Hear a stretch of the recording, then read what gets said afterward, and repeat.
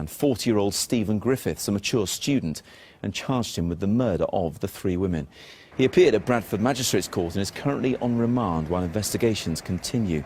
The 3 women, Shelley Armitage, Suzanne Blamires and Susan Rushworth, vanished from the streets where they worked over the past year. Only 2 of the bodies have been found so far. Their disappearances have brought back memories of the Yorkshire Ripper. Peter Sutcliffe murdered 13 women and attacked several others in the same area before he was finally caught. He was sentenced to life imprisonment in 1981 and is now held at Broadmoor Hospital. His was one of the crimes that shook the world.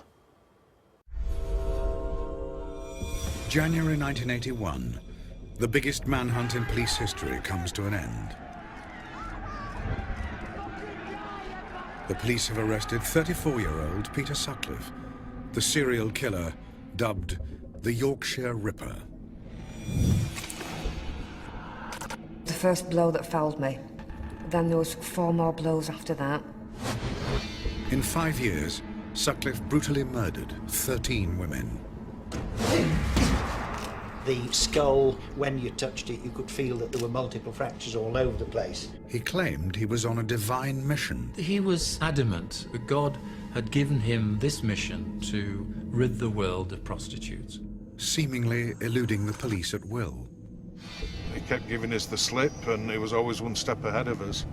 This is the extraordinary story of how Britain's most notorious serial killer was finally caught. This man brought fear to the whole of this community.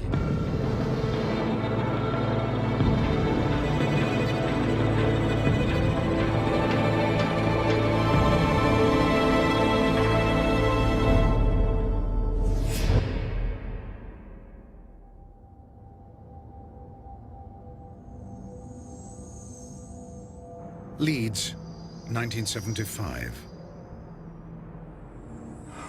The unidentified body of a woman is discovered in a playing field in the heart of the city.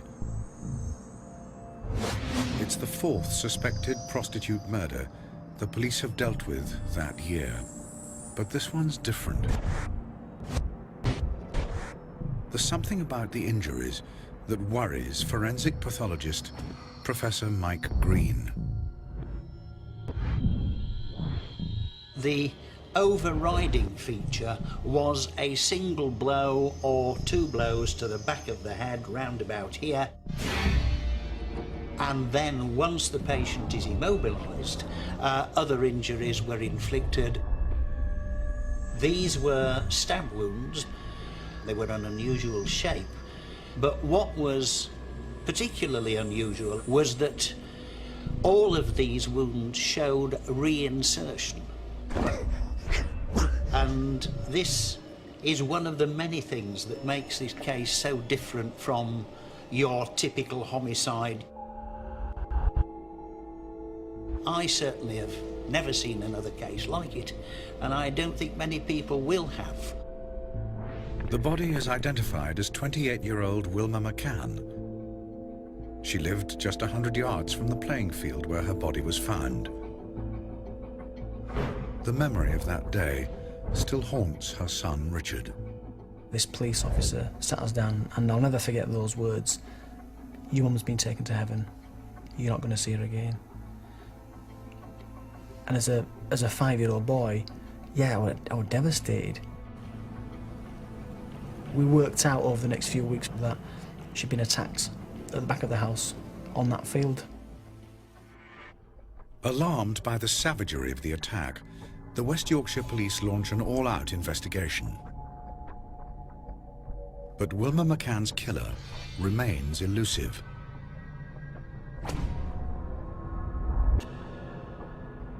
"12 weeks later, another body turns up in the back streets of Leeds. A letter inside the woman's bag identifies her as 42-year-old Emily Jackson. Pathologist Mike Green notes a disturbing pattern beginning to form. By the time you're on to the second case, the similarities began to emerge. Again, there is a head injury, there are injuries to the abdomen, and of course, occupational similarity, a woman who is a working girl, as they say. The failure to find the killer concerns Keith Halliwell, a chief inspector in the West Yorkshire Police.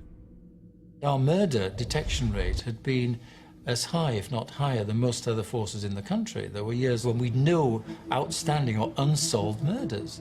And here was one murder, then another murder, that wasn't being solved.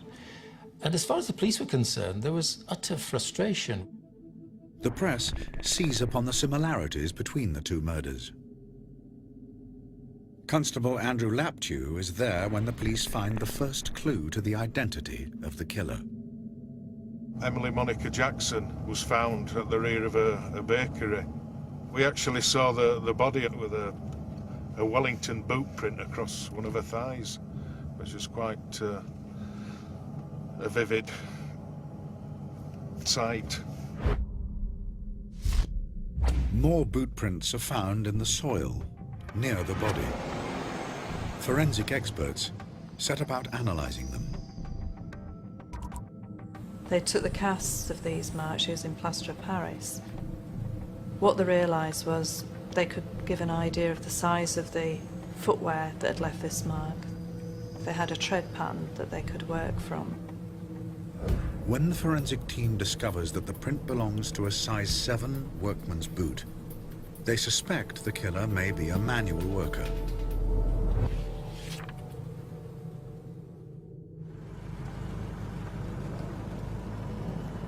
For a year, no more bodies turn up. The trail turns cold, and talk of a serial killer stops. Any ideas on where we can go? It's to be the lull before the storm.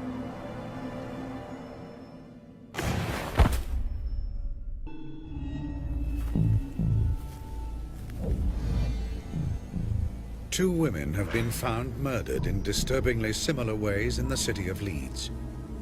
The press suspect the deaths are the work of a serial killer.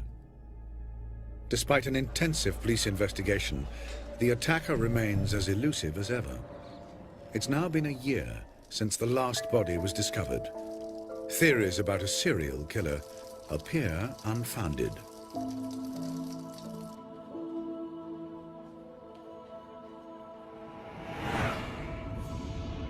That is all about to change. Roundhay Park, a green oasis on the northern edge of Leeds.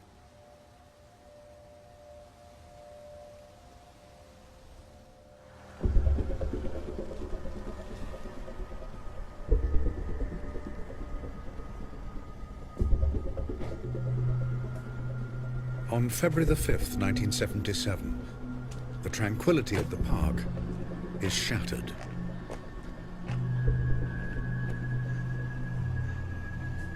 You all right there, love?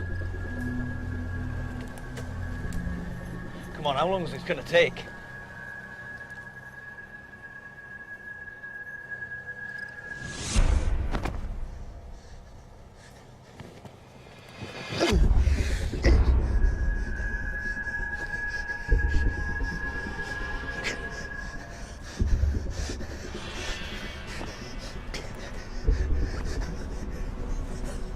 To pathologist Mike Green, the wounds are worryingly similar to the two earlier murders.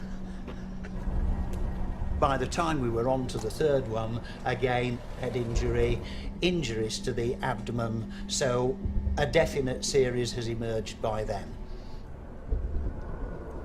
The worst fears of the police are confirmed. A serial killer is at work. The senior officers that were involved in the early stages of the case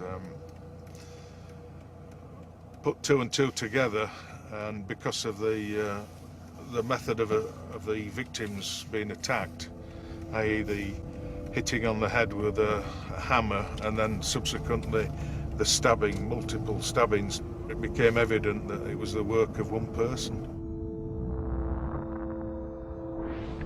The dead woman is named as 28-year-old Irene Richardson. Marks in the mud around the body reveal another disturbing twist to the murder. Whoever had done it put himself in the position of the first person coming round the corner, and almost like a film or television producer, you could imagine him framing his shot and saying, no, that's not quite right, let's go and spread the legs a little bit more. And you could see the drag marks on the ground where the body had been rearranged at least twice, possibly 3 times, for maximum effect. There wasn't just arrangement of the body, there was arrangement of the possessions. The boots had been neatly arranged across the legs. The contents of the handbag had been neatly arranged to one side. A careful search of the area reveals something the killer didn't mean to leave behind. Tire tracks. The police quickly draw up a list of the 100 makes of car that use the same tires. The police start tracking down the 53,000 car owners of these different models. Despite contacting over 30,000 owners, no new information emerges. The search is called off. It's a sickening blow to the police. We were pretty depressed, really, because there were all these murders and attacks happening, and we weren't really getting anywhere, despite the massive effort and work that had been put into the inquiry. After 3 deaths, the police were no nearer catching the murderer. Yet 18 months earlier, they'd been handed a description of an assailant whose method of attack matched the killer's.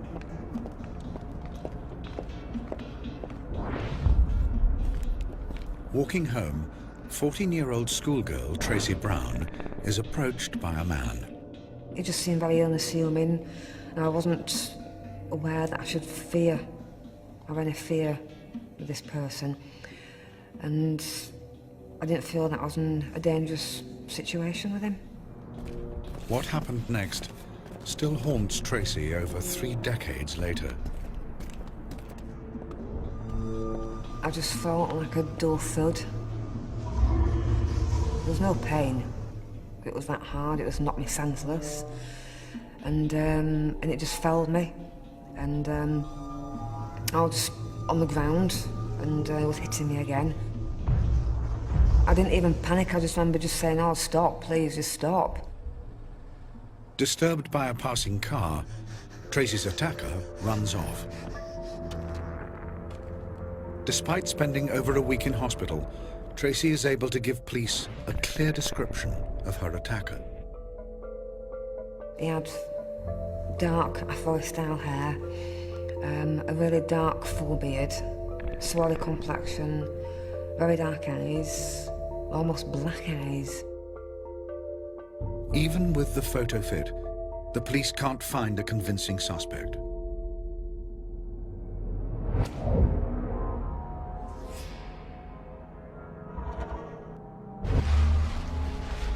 In the spring of 1977, the body of a 4th woman is discovered. There is another savage variation to the murder. We're now in Oak Avenue, and this is a murder scene where Patricia Atkinson was murdered. It was something totally unusual, a total departure from his usual killing methods.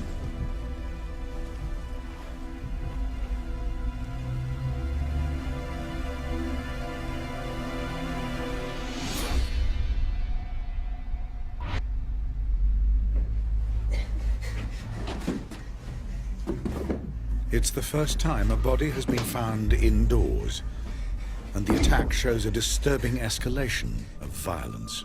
The head injuries were infinitely more severe. The skull underneath the skin was the classical bag of marbles skull, as it's called in pathology. When you touched it, you could feel that there were multiple fractures all over the place.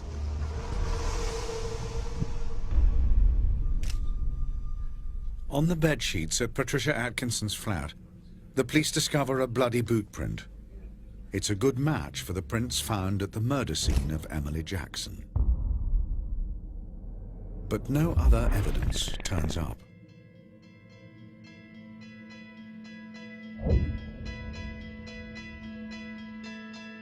In 18 months, the killer has taken the lives of 4 women and left 13 children motherless.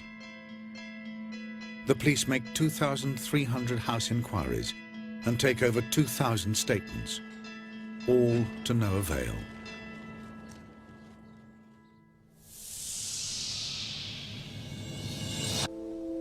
Nine weeks later, the body of 16-year-old Jane MacDonald is discovered in a playground.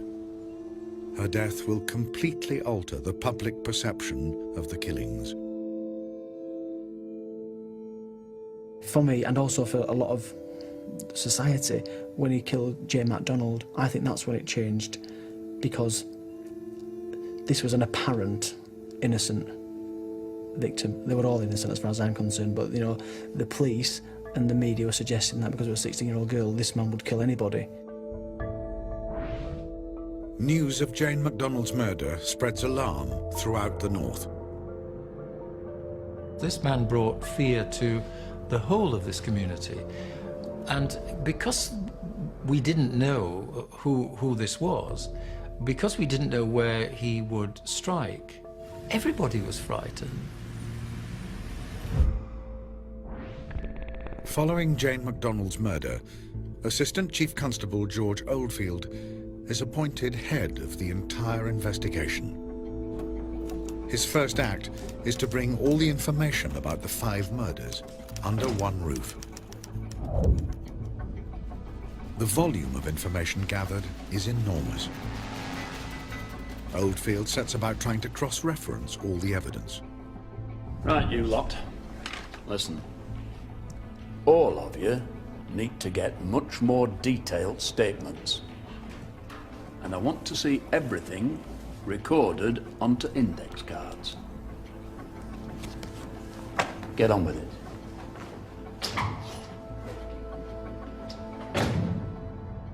But the index card system proves inadequate to cope with so much data. As barrister for the prosecution, Harry Ognall recalls. They had so many tons of paper there that they actually had to reinforce the floor to take the weight. So the first thing to be said is that they were inundated with a surfeit of information, and they had no means effectively and efficiently of coordinating it. Information overload is a problem that will continue to dog the inquiry.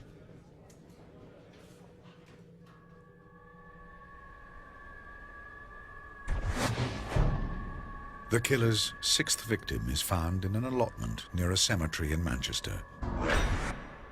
The body is identified as 20-year-old Jean Jordan.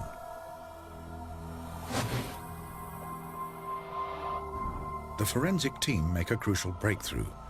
Fly eggs are found in the wounds.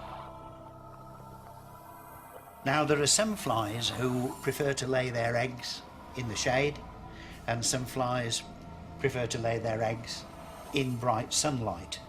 And in what you might call the sunny side of the body, there were eggs that preferred shade. Told the police that this body had lain for 2 or 3 days completely shaded and had then been pulled out into the light. The police deduce the killer has returned to the body to find something he's left behind. The search around the body intensifies. In a neighboring garden, a handbag is found. In a hidden pocket, there's a brand new £5 note. Police believe that £5 note must have been given, or could have been given, by her murderer.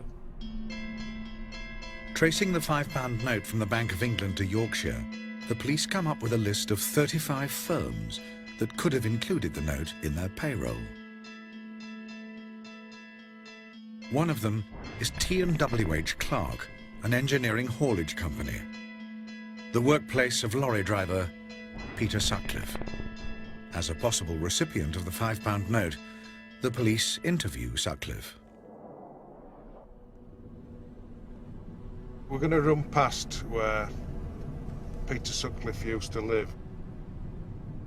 This is the house where he used to live with his wife Sonia. The police ask Sutcliffe what he was doing the night Jean Jordan was killed. We had a party here that night. I remember because I ended up dropping a few people back home.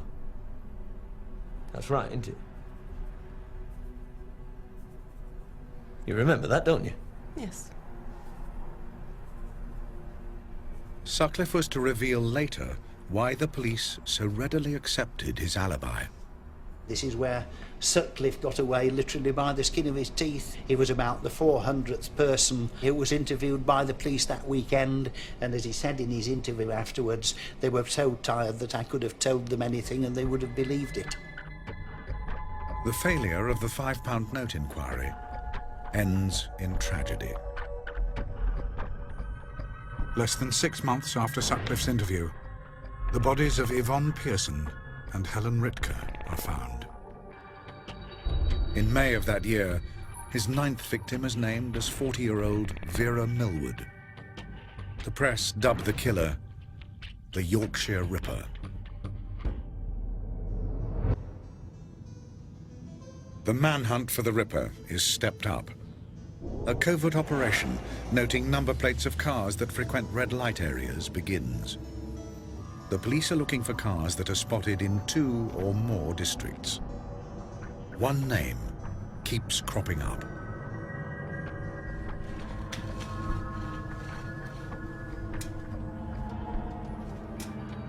Sutcliffe had been sighted in the red light areas 3 times in Leeds, once in Manchester, and numerous times in Bradford, in excess of 70 sightings in Bradford. Here again. I would offer you a seat, but...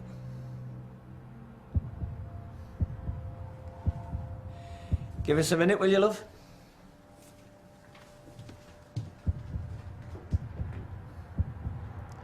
How many times do I have to tell you?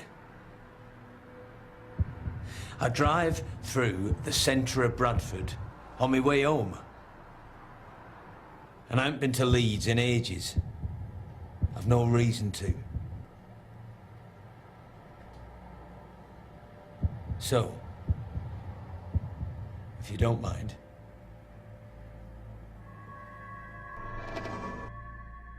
Not happy with Sutcliffe's answers, the police schedule a follow-up interview. But when the body of Building Society clerk Josephine Whittaker turns up, the interview's cancelled. The red light operation seems to have backfired.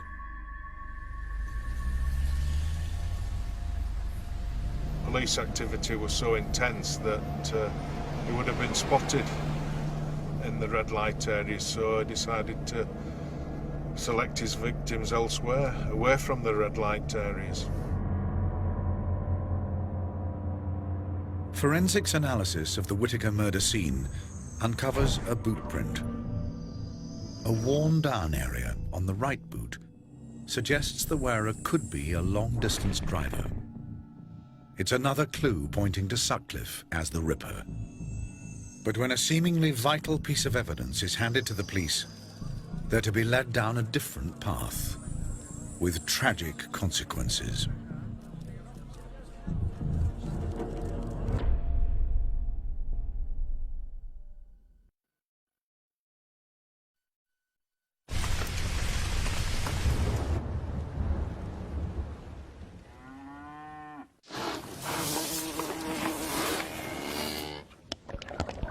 Kelly's Strawberries and Cream Ice Cream, made from Cornish cream and strawberries. Simple pleasure. The results are in. It's won Good Housekeeping's Beauty Star Award. InStyle calls it the affordable luxe cream. Grazia says it's the £30 American Dream Cream. And more importantly, women are seeing results. Noticeable results. Regenerist 3-point treatment cream. Get younger-looking skin without drastic measures. Olay. Love the skin you're in.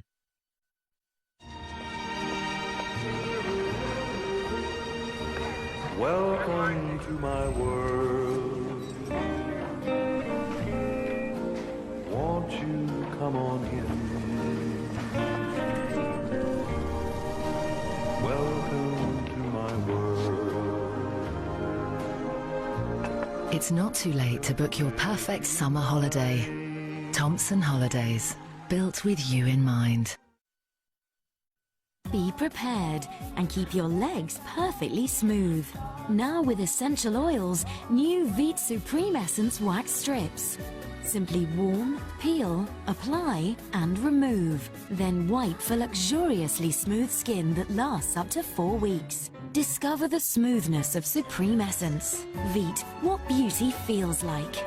And Veet Wax Strips are so easy to use, 88% of glamour readers recommend them. I was a lady once, or was it twice? Morning! Hello. My young lady friend here would like a savings account. I've just turned 18. But it has to be suitable for ladies. We are both ladies, you see. Right. How about our unique champion saver? It is suitable for ladies and men. Every month we select the 5 highest branch-based rates from a group of 8 high street banks. Oh, how enchanting! Then take the average and add a bonus for a top rate. Sounds divine, I'll take it. Your name, please. Fred Brown. Get a top rate month after month with Nationwide's Champion Saver. Sorry, Emily. You ruined it! What do you get at the end of a week? A weekend. There are boys' ones. Girls' ones.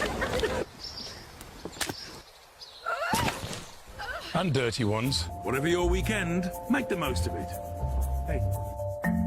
With king-size beds, hundreds of city locations and on-site restaurants. From just £29, make your weekend a Premier weekend. Premier Inn. Everything's Premier, but the price. A small house would cost you about £100. Helicopter costs £1,050,000,000.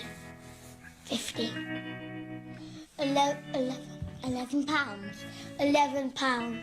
It's lucky Mum's good with money. She knows the KFC bargain bucket, 8 pieces of original recipe chicken and 4 fries is only $9.99. The sports channels, a couple of quid a month.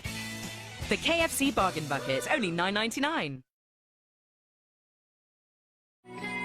Charlotte has an undiagnosed form of primordial dwarfism. Age 2, she weighs the same as an average newborn baby. I dressed my sister in my doll's clothes. What will the future hold for the world's tiniest girl? Extraordinary People, next Monday at 9 on 5.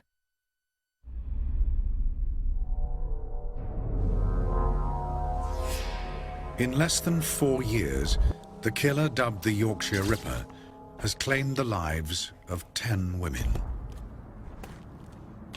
The police have launched Britain's biggest manhunt. Lorry driver Peter Sutcliffe has been interviewed 4 times in connection with the killings.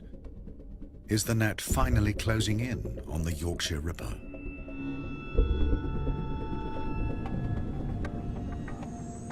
In June 1979, the head of the Ripper investigation, George Oldfield, receives a tape recording from a man claiming to be the killer. I'm Jack. I see you are still having no luck catching me. I have the greatest respect for you, George. With the voice having an accent from the northeast of England, the suspect is dubbed Wearside Jack. A crucial decision has to be made. Do we believe this is the man and we go full pelt for it? Or do we think it is some hoaxer that, we just sort of ignore it and play it down? We've been waiting 4 years for him to do something stupid. And now he's done it. If this bugger thinks he can send us a tape, taking the mick out of us, and get away with it, then he's very much mistaken. So the decision was we go with it, and if we go with it, we go with it firmly and we go with it positively. And that's what George did. The accent becomes a key part of the killer's profile. This is the elimination criteria. Shoe size 9 or less, blood group B. And he lives, or works, in Yorkshire. But there is no doubt he's a Geordie.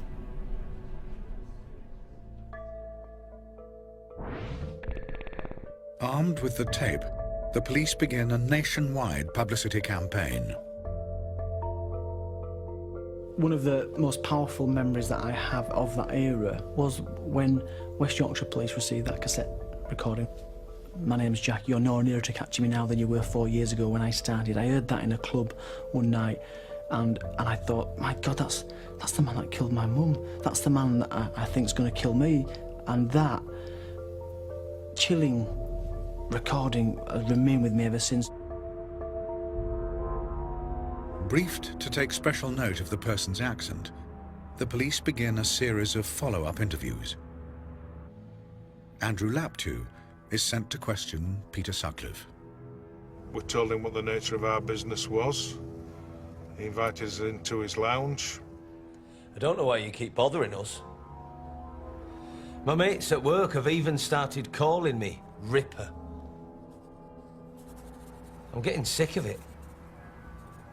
One of the icebreakers we used at that particular time was to Sonia. Now's your chance to get rid of your husband if you want. Normally we get a reaction, a laugh, something like that. But from both Peter Sutcliffe and Sonia, there was no comment, no reply, nothing, not a laugh.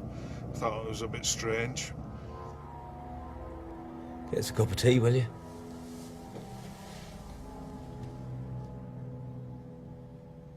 As we continued our interview, we sort of started developing ill feelings about Peter Sutcliffe, that it just didn't seem right. Very cagey, very unresponsive. Listen. I don't use prostitutes. I never have. Why would I?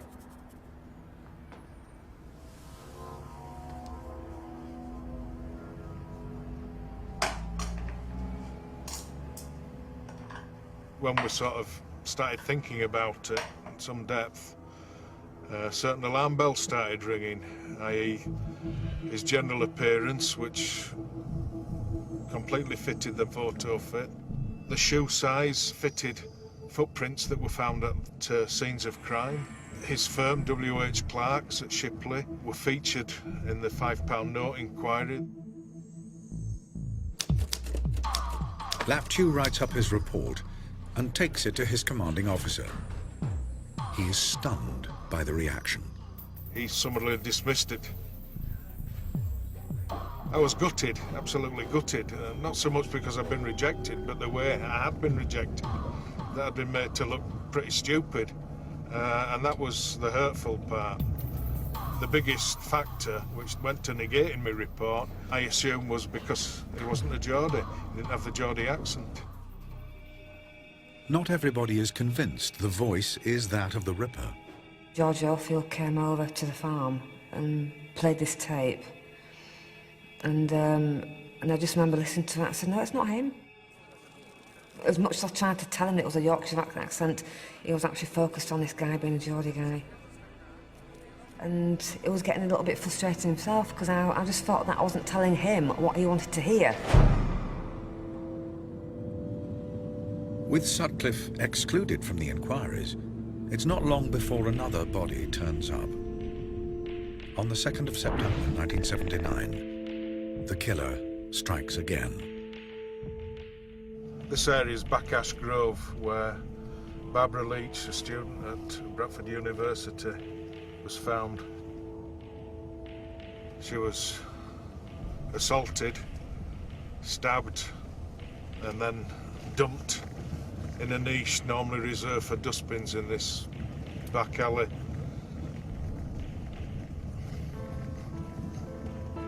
Another blameless victim. It's a devastating setback for the police. When you're a police officer And when you support the community, you love that community. You're worried, you're part of it. So it was pain, shared pain, and it was terrible.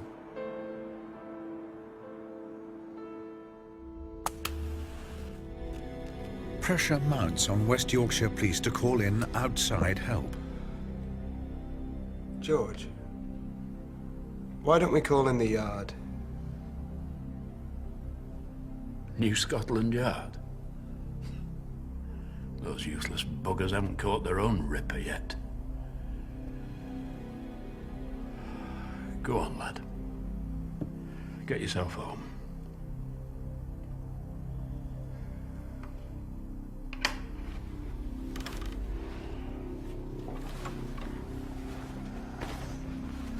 For George Oldfield, the enormous responsibility is taking its toll.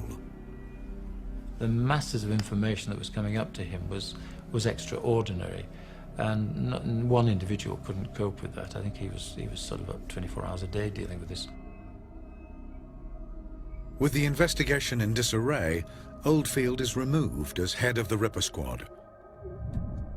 And the Wearside Jack tapes are finally discredited as a hoax.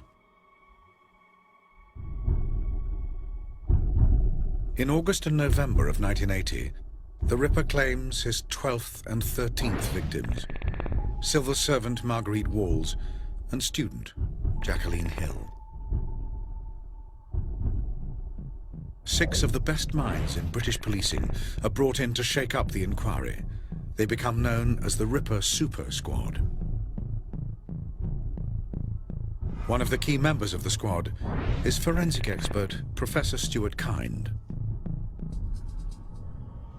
Using skills he learned as an RAF navigator, Kind creates an entirely new technique to track down the Ripper. By cross-referencing the location with the time of each attack, Kind pinpoints the most likely place the killer comes from as Bradford, the town where Peter Sutcliffe lives.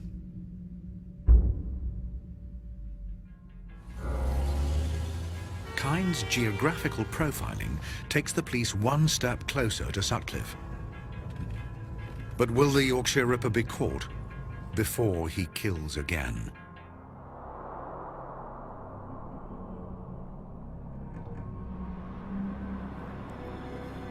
On the 2nd of January 1981, Sergeant Robert Ring and PC Robert Hydes make a routine check of an area used by prostitutes.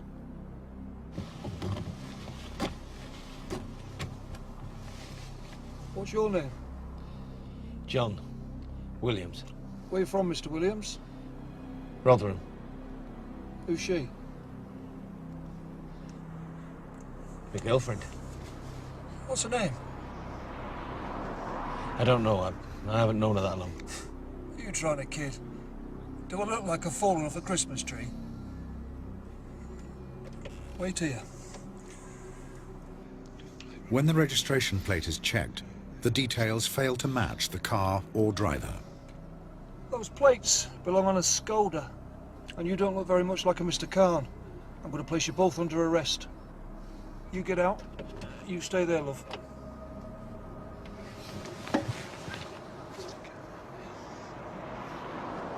Wait! Where do you think you're going? Come back here! I need the toilet. We can go to the toilet over here, where I can keep an eye on you. Forget it. They took him to the police station where they began to suspect. They thought that maybe this chap isn't just a punter. He could be the Yorkshire Ripper. The following day, Sutcliffe is questioned by the Ripper Squad. I gave 3 people a lift. They offered me £10 to take him home, so I did. It's only when I got to Sheffield I decided to use the money to go with a prostitute. I thought you said you'd never been with a prostitute. I didn't mean... What I meant was, I didn't want to have sex with her. I just wanted to talk about the problems I'm having at home. You're telling me you've never had sex with a prostitute? How many times... Sutcliffe's appearance, shoe size, and where he lives all match the suspect's profile. But without solid proof, Sutcliffe will be released on bail. Will the Yorkshire Ripper once again evade capture?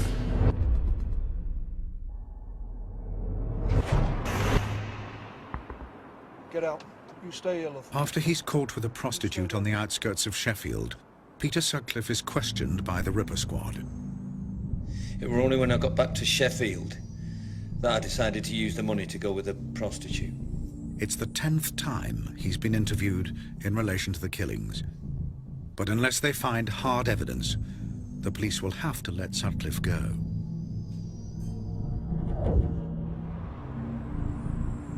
When Sergeant Robert Ring hears the man he arrested the night before is still being questioned by the Ripper squad, he decides to follow a hunch.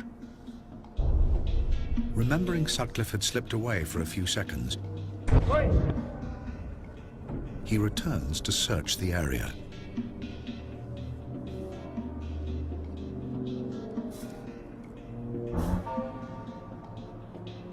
It proves to be a crucial decision.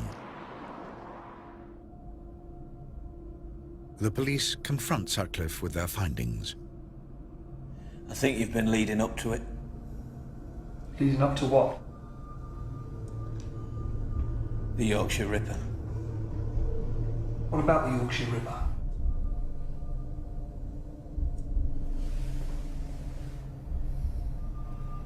It's me.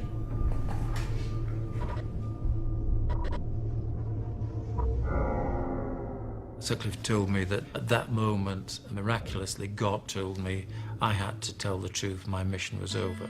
That's Sutcliffe's version of it. I just want to tell you about what I've done. I'm glad it's all over. Suddenly all of this pressure was lifted, all of the feelings were released. You know, finally, this has come to an end. And it didn't matter how it came to an end. This man was caught, and finally the chapter was an end. So there was euphoria. When I first heard that Peter Sutcliffe was a Yorkshire Ripper, it's very difficult to describe how I actually felt. But it was like being punched in the heart, to be honest. The fact that I had interviewed Sutcliffe and that he had gone on to kill and injure other victims was something that it's going to live with me and stay with me to my grave. The public can finally vent their fury at the murderer. A man has been arrested in connection with the Yorkshire Ripper murders. He's been named as Peter Sutcliffe, a lorry driver from Bradford. People were outraged and enraged, and their emotions were boiling over outside the court in the streets. On the 29th of April 1981, the trial of Sutcliffe starts at the Old Bailey.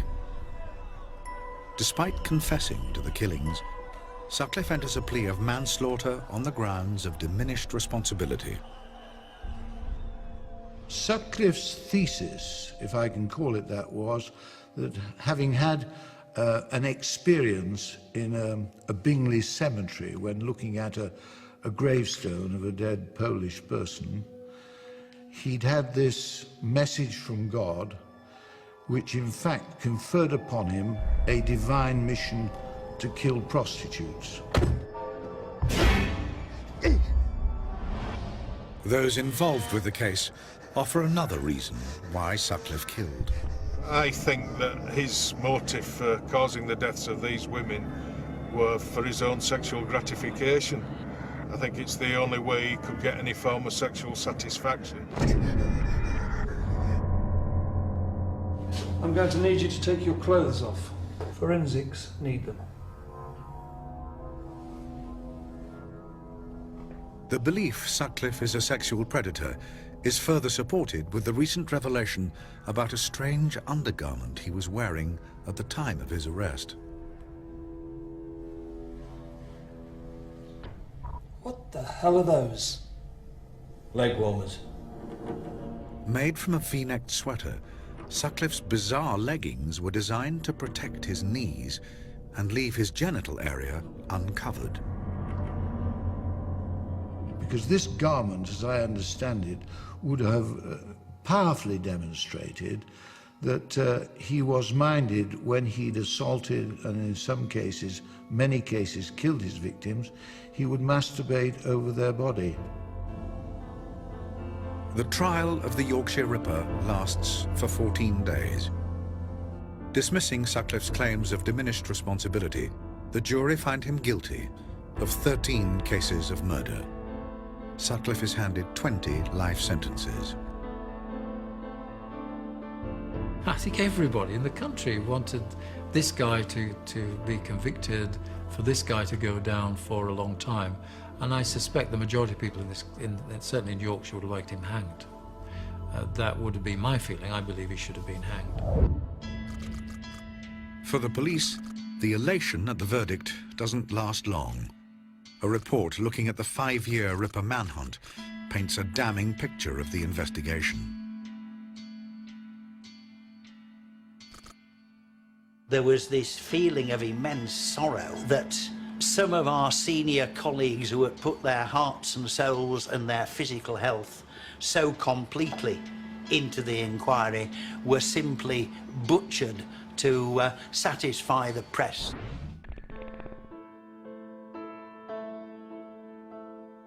The Home Office report effectively ends George Oldfield's police career. Less than 2 years after his retirement, Oldfield dies, aged just 61 years old. 3 decades later, the effects of Sutcliffe's brutality are still being felt. Why did he do it to me? What was going through his head? How did he feel? Does he feel any remorse about what he's done? Not only to me, but about all these other people as well. Or is it just nothing inside there? Is it just totally bad and evil? I've seen how it's affected my family and my siblings, and my elder sister Sonia especially. She felt that she didn't deserve to live to be older than my mum. At 28, mum died. And when Sonia became 28, it's almost like she got even worse because she didn't feel like she deserved to live. And very sadly, to say the least, Sonia took her life. In December just gone, last Christmas, and you know, I put that down to what he did, Peter Sutcliffe, on the night Mum died. In 2006, 50-year-old John Humble admitted to sending the hoax tapes. He was sentenced to 8 years for perverting the course of justice. Peter Sutcliffe later confessed to Keith Halliwell the attack on Tracy Brown. In 1984, Sutcliffe was transferred to Broadmoor Secure Mental Hospital, where he's still held today.